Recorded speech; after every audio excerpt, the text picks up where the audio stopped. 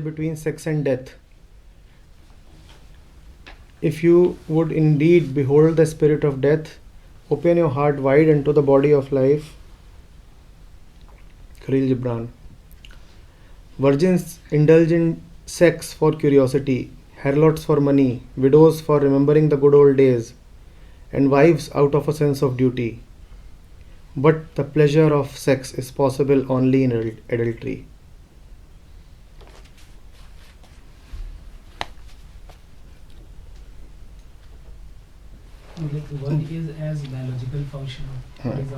तो पहली जो बात थी वो खलील जिब्रान की है, दूसरा कुछ लिखा इन्होंने unknown 12th century Sanskrit poet.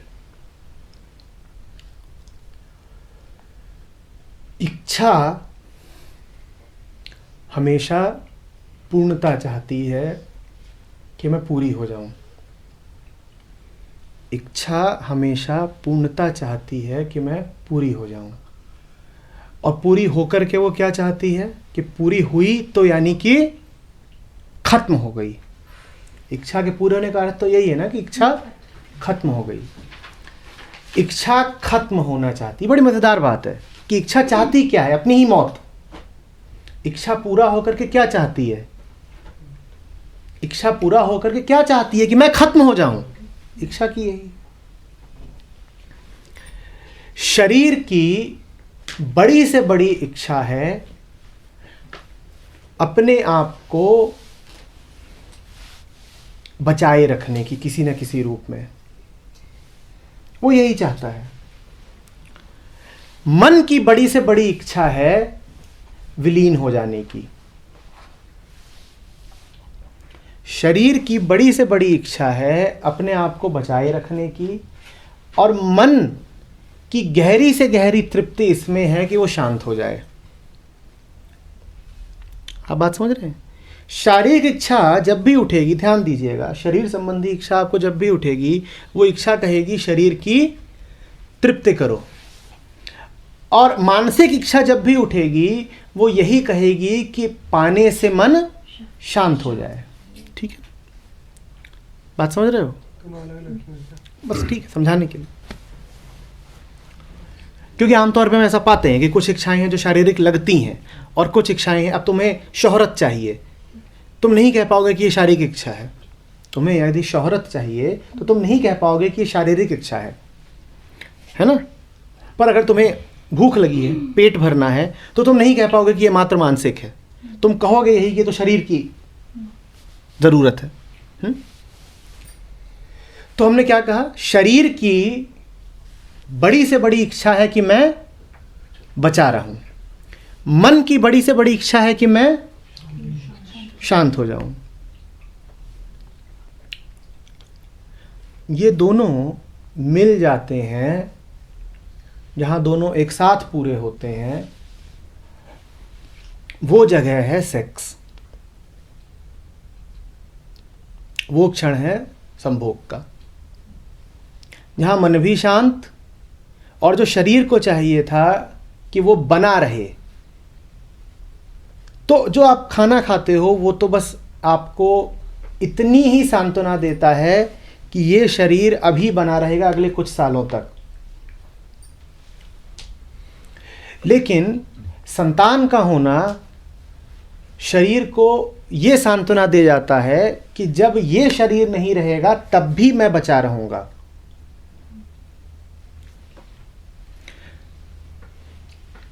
नतीजा ये होता है कि सेक्स एक ऐसी इच्छा है जो ऊंची से ऊंची इच्छा है।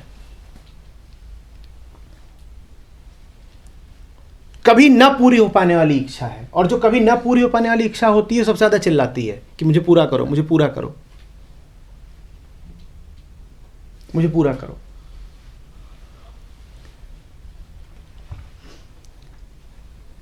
मदर इच्छा है वो, बिल्कुल फंडामेंटल, क्योंकि वो शरीर की भी फंडामेंटल इच्छा को पूरा करता है और मन की भी जो गहरी इच्छा होती है उसको पूरा करता है। शारीरिक मिलन के क्षण में मन रुक जाता है, बिल्कुल सोचना संभव नहीं हो पाता। होता वो सब बस एक हार्मोनल प्रभाव में ही है, पर हो जाता है। तो इसीलिए जो जीव है पूरा, उसका जो पूरा ऑर्गेनिज्म है, जो पूरी बीइंग है, वो इतना आतुर रहती है इसके लिए, इतनी गहराई से। समझ रहे हैं? इस अर्थ में कि उस क्षण में समस्त इच्छाएं पूरी हो गई सी लगती हैं, वो क्षण करीब करीब दैवीय हो जाता है। उसमें वास्तव में कुछ नहीं दैवीय है तो वही, जैसा आप जानते हैं उसको, दो जिस्म मिल रहे हैं और कुछ नहीं हो गया उसमें विशेष। पर कुछ समय के लिए, मात्र कुछ समय के लिए, वो एहसास ऐसा करा जाता है जैसे कि परम से ही मिलन हो गया हो, जैसे मन अपने स्रोत में ही समा गया हो, सब शांत, सब अच्छा। तो वो एक आध्यात्मिक अनुभूति हो जाती है उसमें। और यही कारण है कि पूरी दुनिया उसकी दीवानी है। अगर वो मात्र कोई शारीरिक घटना होती, अगर कोई मात्र कोई मानसिक घटना होती, तो उसमें इतना आकर्षण नहीं होता। उसमें आकर्षण इसलिए है क्योंकि वो एक आध्यात्मिक अनुभूति है, वो एक आध्यात्मिक अनुभूति है। समझ रहे हैं? अब उसमें बड़ी मजेदार बात कही गई है कि कोई जिज्ञासा हेतु उतरता है इसमें, कोई धन हेतु, कोई पुरानी स्मृतियों को जीवित करने के लिए उतरता है, और कोई मात्र कर्तव्य निर्वाह के लिए। लेकिन उसका मजा सिर्फ वही जानते हैं जो एडल्ट्री में उसमें उतरते हैं। मैं एडल्ट्री को बंधन मुक्तता कहना चाहूंगा। आपने एडल्ट्री शब्द का प्रयोग किया है, मैं उसे मात्र बंधन मुक्तता कहना चाहूंगा। तो बात बहुत सीधी हो जाती है। जो कृत्य अंततः है ही इसीलिए कि वो आपको सारे बंधनों से मुक्त होने की क्षणिक अनुभूति दे दे, वो तो निश्चित रूप से पूरा पूरा तभी फलित होगा जब आप उसमें बंधन मुक्त होके ही उतरें। और इसमें कोई शक नहीं। ये जो भी कवि है, आज से 1000 साल पहले उसने कहा है, आपने भी नाम नहीं लिखा है, जिसने भी ये बात कही है, वो इस बात को पूरे तरीके से समझ चुका था कि पत्नी और पति का जो संबंध है, उनके शारीरिक संबंधों को उसमें लेते हुए जो पूरा संबंधों का दायरा है, वो पूर्व निर्धारित है। वो कह रहा है ना, wives enter it as a sense of duty. वो पूर्व निर्धारित है, और जहां भी कुछ पूर्व निर्धारित है वो बंधन है।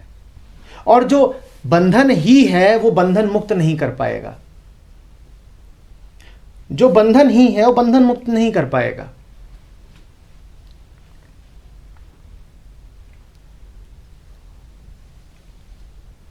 इसी तरीके से यदि कोई वेश्या है और वो एक काम ही पैसे के लिए कर रही है, निश्चित रूप से ले बड़ा बंधन है उसके लिए।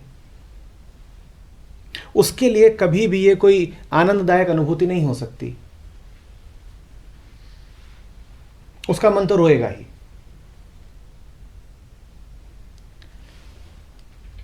जो इसमें मात्र जिज्ञासा हेतु जा रहा है, वो भी जानता है कि मात्र अज्ञान है जो मुझे इसमें ले जा रहा है। जिज्ञासा का अर्थ मैं जानता नहीं, तो इसलिए इसमें जा रहा हूं। एक बंधन ही है जो उसे इसमें खींच रहा है। तुलनात्मक रूप से, मात्र तुलनात्मक रूप से इन सब की अपेक्षा वो व्यक्ति बेहतर हैं जो समस्त बंधनों को तोड़ करके शारीरिक मिलन में उतरते हैं। इसी कारण कवि ने कहा है कि वास्तव में तो आनंद वही जानेंगे जो बंधन मुक्त होकर इसमें आते हैं। अब ये जो आपने लिख के दिया है ये बड़ी असामाजिक सी बात है, पर ये कह पाने के लिए किसी बड़े बोधयुक्त व्यक्ति की तीखी नज़र चाहिए। उसने बिल्कुल ठीक देख लिया है। और आप इस बात का सच परखना चाहते हैं तो खुद भी परख लीजिएगा। बंधनों को तोड़ करके आप जो भी हासिल करेंगे वो आपको जो अनुभूति देगा वो आपको रोजमर्रा के कामों में नहीं मिल सकती। तो अडल्ट्री बंधन वो कैसे हो सकता है? When a contract is there, adultery मतलब यही ना कि बिल्कुल ठीक कह रहे हैं आप। इसीलिए मैंने कहा था कि मात्र तुलनात्मक रूप से, मात्र तुलनात्मक रूप से। तो हस्बैंड का भी मतलब मैन उस आदमी का भी कॉन्ट्रैक्ट है, उस औरत का भी तो आप उसको तोड़ रहे हो। हर कॉन्ट्रैक्ट एक बंधन है। एक्चुअली कॉन्ट्रैक्ट तोड़े ना, फिर मतलब कॉन्ट्रैक्ट रख के फिर कैसे? इसीलिए मात्र तुलनात्मक रूप से। आप बिल्कुल ठीक कह रहे हो। अभी इस पूरी बात में सन्यासी का कोई जिक्र नहीं है, जिसको एडल्ट्री की जरूरत ही नहीं है। यहां उसकी कोई बात अभी हो नहीं रही है। तो इसीलिए बाकी तीन की अपेक्षा ये बेहतर है। देखिए क्या था, कहानी कहती है कि एक बार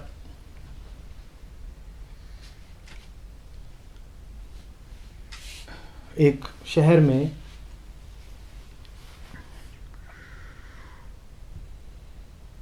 खोज हुई कि सबसे ज़्यादा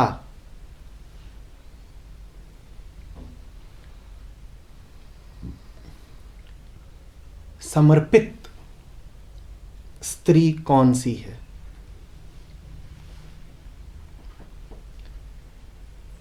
सबसे ज़्यादा समर्पित। अब बड़ी बड़ी लॉयल हाउसवाइफ्स थीं और पता नहीं क्या क्या, पता ही ना चले। तो राजा ने एक फ़कीर को बुलवाया, उससे कहा तुम थोड़ा बताओ, तुम्हारी नज़र साफ़ है, दूसरा तुम शहर से बाहर रहते हो तो तुम्हारे कोई पूर्वाग्रह नहीं है, ठीक ठीक बता पाओगे, थोड़ा घूमो फिरो शहर में और हमें बताओ। तो फ़कीर घूमा फिरा, अंत में राजा के पास आता है, बोलता है वो जो शहर की प्रमुख वेश्या है वो सबसे समर्पित स्त्री है। राजा हैरान। राजा ने कहा वही मिली? ऐसी ऐसी पतिव्रताएं हैं, वो तुमको नहीं लगी समर्पिता? वेश्या को उठा लाए। क्यों बोल रहे हो ऐसा? बोलता है क्योंकि वो जिसके साथ होती है उसी के साथ होती है।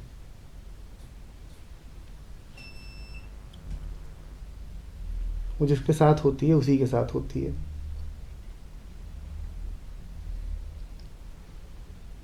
तो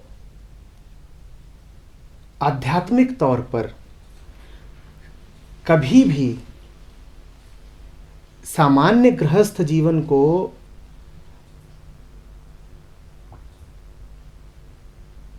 न महत्व दिया गया है, न वांछनीय ही माना गया है। एक काम चलाऊ चीज है, चलो काम चला लो। और जब ये देखा गया है कि बहुत सारे लोग ऐसे हैं जो बस काम चलाऊ जीवन ही जी रहे हैं, तो बुद्धों ने यदा कदा ये भी कह दिया है कि हाँ चलो तुम गृहस्थ जीवन ही जियो और तुम्हारे लिए ये नियम है, अगर गृहस्थी में ही रहना है तो ये लो, ये तुम्हारे लिए नियम है। पर जानने वालों ने, फकीरों ने, सन्यासियों ने हमेशा जाना है कि कुछ काम बंधन में नहीं होते, और यदि बंधन में हो रहे हैं तो बड़ी पशुता है, पागलपन ही है वो सब। समझ रहे हैं बात को? दूसरे अर्थों में इसको सीधे लेंगे तो ऐसे कह लीजिए कि जिसको आप एडल्ट्री कहते हैं वो इस बात पर निर्भर करती है कि आपने कोई सामाजिक व्यवस्था तोड़ी है कि नहीं। ठीक वैसे जैसे मैरिज एक सामाजिक व्यवस्था है, ठीक उसी तरीके से एडल्ट्री भी एक सामाजिक व्यवस्था है। यदि समाज ना हो तो ना तो विवाह होगा, और जब विवाह नहीं होगा तो फिर है ना, तो एडल्ट्री भी एक सामाजिक व्यवस्था है। तो कहा यह जा रहा है कि प्रेम सामाजिक नहीं हो सकता, प्रेम सामाजिक नहीं हो सकता। और व्यक्ति को यह बिल्कुल स्पष्ट होना चाहिए कि जीवन में समाज कहां तक उपयुक्त है और किस जगह पर आकर के समाज रुक जाए। आप किससे मिल रहे हैं, आपका मन किससे जुड़ रहा है, कहां आपका प्रेम आपको ले जा रहा है और कहां उस प्रेम के फलस्वरूप शारीरिक मिलन हो रहा है। यदि यह भी समाज ने तय किया है तो फिर तो वेश्या भली। कम से कम वो अपने ग्राहक अपनी मर्जी से तय करती है और रोज बदल भी सकती है।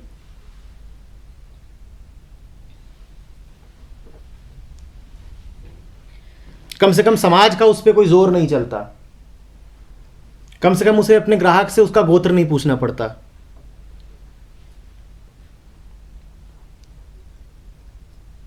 प्रेम सामाजिक नहीं हो सकता। दुकान सामाजिक हो सकती है, सड़क सामाजिक हो सकती है, वहां पे आपको सामाजिक मान्यताओं का पालन पूरी तरह करना पड़ेगा। आप सड़क पर चल रहे हो तो जो समाज के नियम कायदे हैं उनका पालन करो। तो अगर मैरिज पे कॉन्ट्रैक्ट है तो उसका भी पालन करो। मैरिज और प्रेम में क्या संबंध है? यदि आप मैरिज से प्रेम को पूरी तरह निकाल के ये सवाल पूछिए तो मैं कहूंगा हाँ, पर हम तो ये कहते हैं ना कि विवाह प्रेम का साधन है।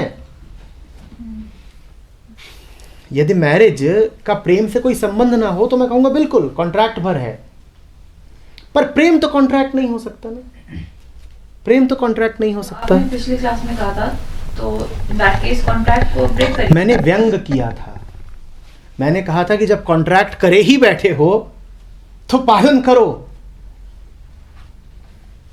वो व्यंग है, आप समझे नहीं थे क्या कि मैं कह रहा हूं कि जब तुमने व्यापार अब कर ही लिया है, जब तुमने प्यार को व्यापार बना ही लिया है तो उसे बना ही दो पूरी तरह व्यापार। तो पहली बात तो ये कि तुमने व्यापार बनाया ही क्यों, तुमने उसमें सौदेबाजी करी ही क्यों, कॉन्ट्रैक्ट करा ही क्यों। जो चीज कॉन्ट्रैक्ट के दायरे में आनी ही नहीं चाहिए तुमने वहां पे कॉन्ट्रैक्ट करा कैसे? पहली भूल तो यही कर दी ना। प्रेम के लिए सब शादी नहीं करते ना, वो तो एक सोसाइटल नॉर्म है। बस ऐसा ही होना चाहिए कि प्रेम के लिए शादी ना करो, प्रेम कहीं और करो। बिल्कुल आपने आज पकड़ ही ली बात। Don't mingle both the things, don't mix these two. Separate. बहुत अलग अलग चीजें हैं। Personal professional. हाँ, और क्या, personal professional, this is professional thing. Contract है, ठीक, कॉन्ट्रैक्ट है। अब तो बातें बहुत दूर दूर तक जाती हैं। शादी से पहले ये सब भी लिख लिया था, डाइवोर्स के समय पे तुम कितना दोगे, ये घर का क्या हिस्सा होगा, पूरा सब हो जाता है स्पष्ट खुल के। बच्चे यदि हैं तो किसके पास जाएंगे, लड़का है तो किसके पास, लड़की है तो किसके पास, सब पूरा स्पष्ट। तो उसका पालन करिए, ईमानदारी से पालन करिए, ईमानदारी से पालन करिए और रोज रोइए और अपने आप को लानतें भेजिए कि किस घड़ी में कॉन्ट्रैक्ट साइन किया, ताकि कम से कम आगे आप 100 बार सोचें इस प्रकार का कोई कॉन्ट्रैक्ट करने में। जो सामाजिक नहीं है उसको सामाजिक मत बनाइए।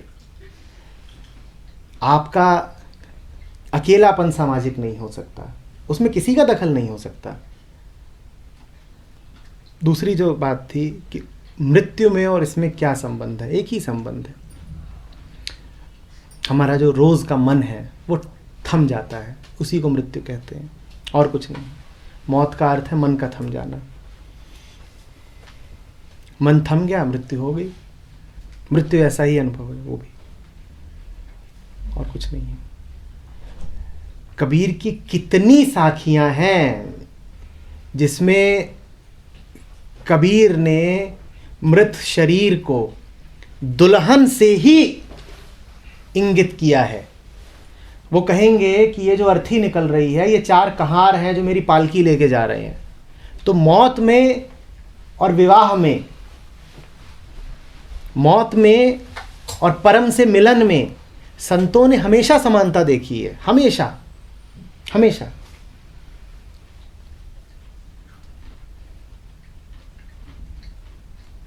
एक सा ही अनुभव है मिल जाने में।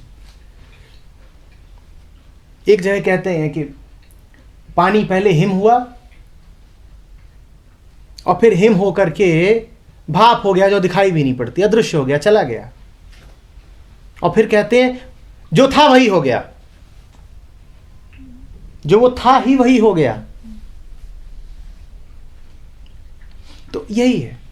तो मौत कोई दर्दनाक घटना नहीं है, वो दर्दनाक सिर्फ अहंकार के लिए है, वही मरता है। मौत कोई दर्दनाक घटना नहीं है। मौत मात्र विचारों को खत्म कर देती है, और नहीं कुछ खत्म हो जाता, क्योंकि और नहीं कुछ शुरू हुआ था। आपने सोचना ही भर तो शुरू कर दिया था, और शुरू क्या हुआ है? एक दृष्टि ही तो शुरू हुई थी, और जिसको आप जन्म बोलते हैं उसके साथ और क्या शुरू हो जाता है? सोचना शुरू हो जाता है, परसेप्शन शुरू हो जाता है, और उसी की मौत भी होती है, और थोड़ी कुछ मरता है। इसीलिए संतों ने उसको कोई विशेष घटना कभी माना नहीं। कुछ ने तो कहा है कि बड़ी अच्छी घटना है, मजेदार है, उत्सव मनाओ। ओशो यही करते थे। कोई मरा है, चलो तालियां बजाओ। गया। बुद्ध मरे तो बोले महापरिनिर्वाण, छोटा मोटा नहीं, बड़ा वाला निर्वाण, पूरा पिंड छूटा। किसी ने बाद में पूछा कि पिंड तो छूटा, पर किसका? भाई कोई होना चाहिए, यानी कि कोई बचा होगा, तभी ना उसका पिंड छूटा।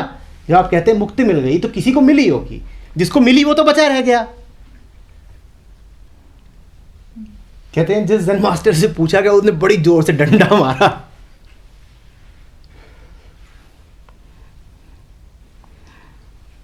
भाई इतने धूर्त मन के साथ तू कुछ नहीं समझ पाएगा, जो शब्दों में ऐसे घुस के बात निकाल लाता हो। घटना है वास्तविक। एक पहुंचा यही पूछने कि आप कहते हैं कि पूरा मुक्त हो गया, तो क्या मुक्त हो गया? बड़ी जोर से लगाई। फिर बाद में उसका जो कारण दिया जाता है वो ये कहा जाता है कि बुद्ध का जो निर्वाण है वो मुक्ति है ही नहीं, वो है बुझ जाना, निर्वापित हो जाना। तो बुझ जाने में कुछ मुक्ति क्या है? कुछ था जो लगता था है, अब वो नहीं है, कुछ मुक्त उक्त नहीं हो गया। तो इस कारण। पर जब मैंने उसको पढ़ा, मैंने देखा कि डंडा मारा। मैंने कहा सही डंडा मारा। इतने चतुर दिमाग को तो डंडे के अलावा और कुछ कहाँ से ढूंढ के सवाल लाया है। बढ़िया।